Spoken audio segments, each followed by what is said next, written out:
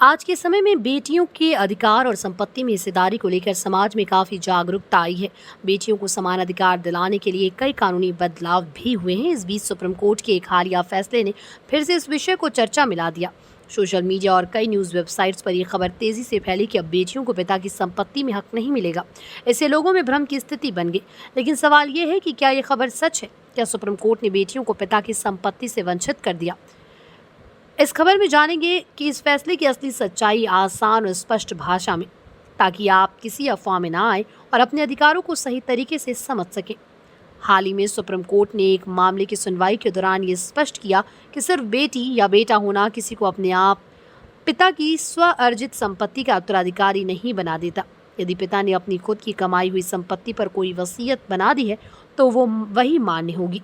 हालांकि पैतृक संपत्ति के मामले में सुप्रीम कोर्ट ने ये दोहराया कि बेटियों को बेटों के बराबर अधिकार है, चाहे बेटी विवाहित हो या अविवाहित।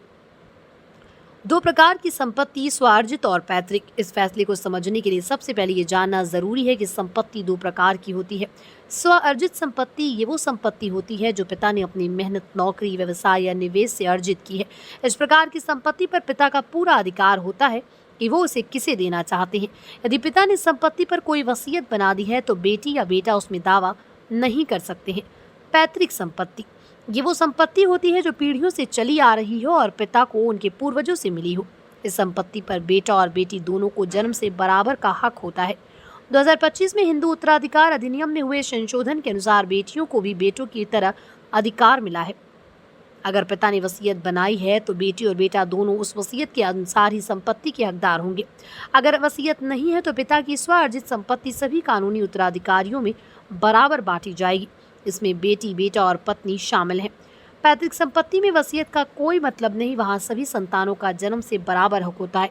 अगर संपत्ति का बंटवारा पहले ही हो चुका है तो उसका हिस्सा उस व्यक्ति की स्वार्जित संपत्ति मानी जाती है। आमतौर पर कुछ पूछे जाने वाले सवाल: क्या अब बेटी को पिता की संपत्ति में हिस्सा नहीं मिलेगा? ये पूरी तरह से गलत जानकारी है। बेटी को पैतृक संपत्ति में बराबर हक मिलेगा। स्वार्जित संपत्ति में हक तभी मिलेगा जब वसीयत न बनी हो।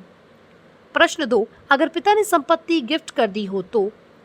अगर पिता ने संपत्ति किसी और को गिफ्ट डीड या एसएल डीड के जरिए दी है तो वो संपत्ति उस व्यक्ति की मानी जाएगी और बाकी वारिसों का उस पर कोई अधिकार नहीं रहेगा। प्रश्न 3, क्या ये फैसला मुस्लिम बेटियों पर भी लागू होता है?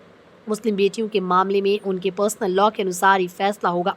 उन्हें भी हिस्सा मिलता है, लेकिन अनुपात अलग हो सकता है। बेटियों को कब नहीं मिलेगा पिता की संपत्ति में हक? जब संपत्ति स्वार्जित हो और उस पर वसीयत बनी हो, जब संपत्ति जीवन काल में ही किसी को गिफ्ट या बेची गई हो, जब संपत्ति पहले ही बांटी जा चुकी हो और हर हिस्सेदार का हिस्सा स्वार्जित संपत्ति माना जाए। हिंदू उत्तराधिकार अधिनियम 1996 शुरू में बेटियों को बराबर का हक नहीं था। इसका संशोधन 2005 में हुआ। बेटी को भी जन्म से पैतृक संपत्ति में बराबर का हक मिला। विनीता शर्मा बनाम राकेश शर्मा सुप्रीम कोर्ट ने कहा कि बेटी को हक पिता के जीवित रहने पर निर्भर नहीं है। इस फैसले का उद्देश्य बेटियों को अधिकार से वंचित करना नहीं बल्कि स्पष्टता देना है। कोर्ट ने स्पष्ट किया कि स्वार्जित संपत्ति पर वसीयत का पालन होगा और पैतृक संपत्ति में बेटा और बेटी दोनों को बराबर का हक रहेगा। बेटियों की संपत्ति अधिकार को लेकर फैलाई जा रही अफवाहें गलत हैं। सुप्रीम कोर्ट ने बेटियों का अधिकार खत्म नहीं किया। पैतृक संपत्ति में उनका हक पूरी तरह बरकरार है और स्वार्जित संपत्ति में भी वसीयत न होने पर उनका बराबर का हिस्सा बनता है।